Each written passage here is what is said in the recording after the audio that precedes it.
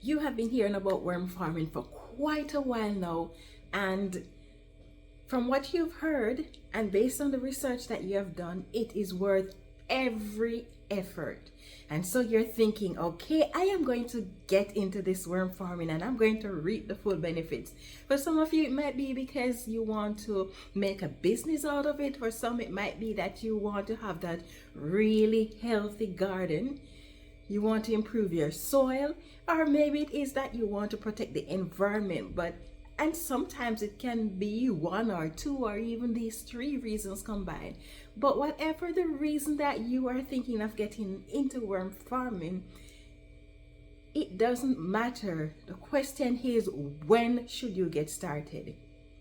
And some of you are very excited about the adventure, and so the moment you hear about it, you think, okay, I'm gonna get started right now. And then there are those of you who love to know everything that there is to know about worm farming, and then when you feel satisfied enough, then you get started. And then there are those of you who might be excited to get started, but then you're afraid that you're going to invest into this and then the worms are going to die off, and so you hold back from getting started. So when is really the best time to start a worm farm? Let me tell you, there is no time like the present.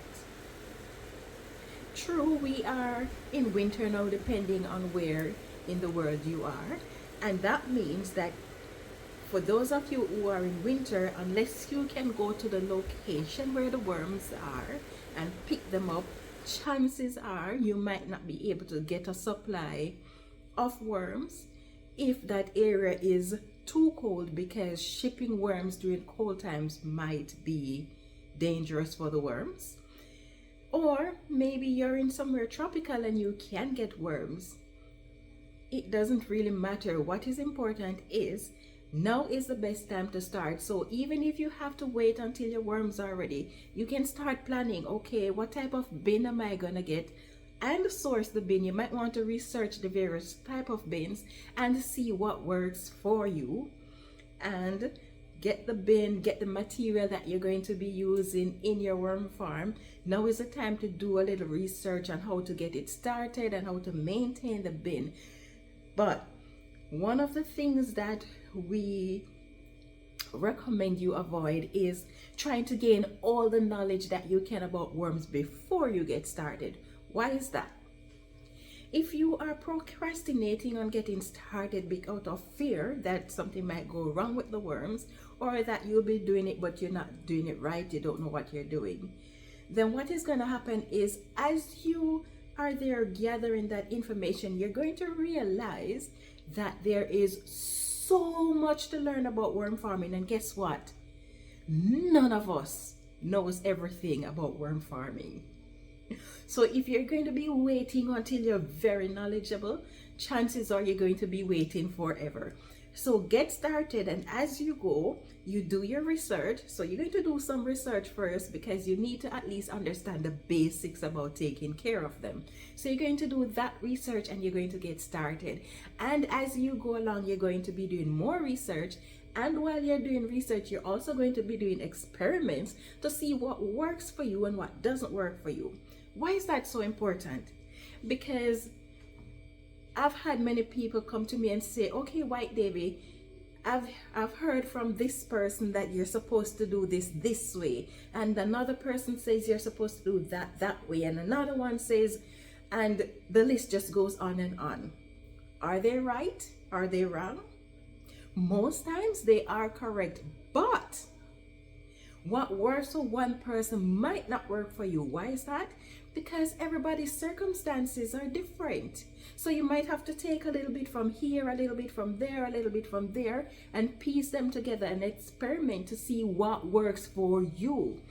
Because think about it, I can have my worm farm here, and my neighbor just across the street there has his own worm farm, and we are both using the same type of worm bin. We're feeding the same thing to the worms, and we don't get the same result. We're maintaining the worms the same, and we still don't have the same result.